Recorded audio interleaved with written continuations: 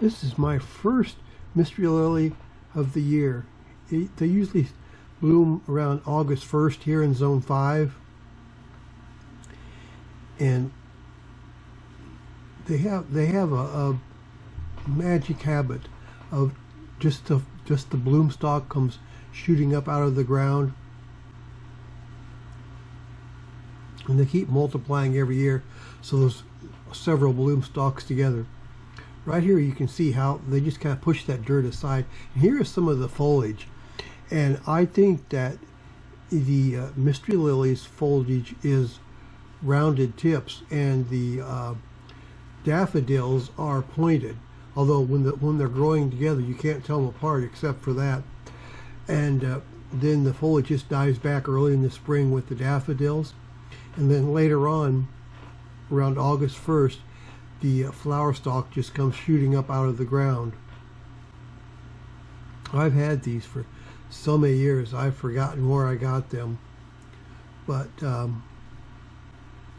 just care for them like all the other flowers in my garden. Water the garden and fertilize the garden all at the same time. And they have pretty good garden soil here. I take care of it, put a lot of organic matter in the soil. They look really nice in a clump like this when they're blooming. They're a member of the amaryllis family.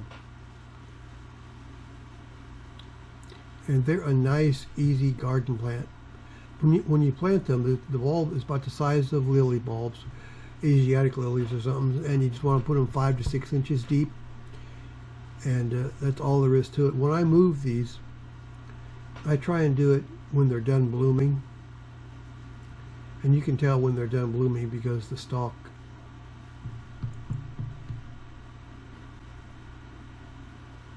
dies back.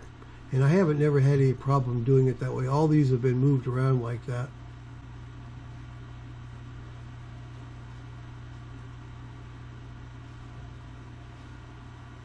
You would think the best time to move them would be in the spring, but the problem is that you can't tell them from the daffodils. Although you could move them then if you wanted, but before they start blooming.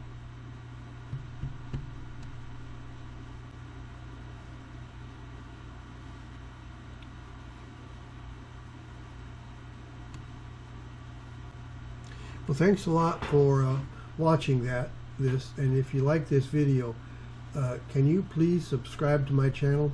I would really appreciate it. So thanks a lot, and I will talk to you next time. Goodbye.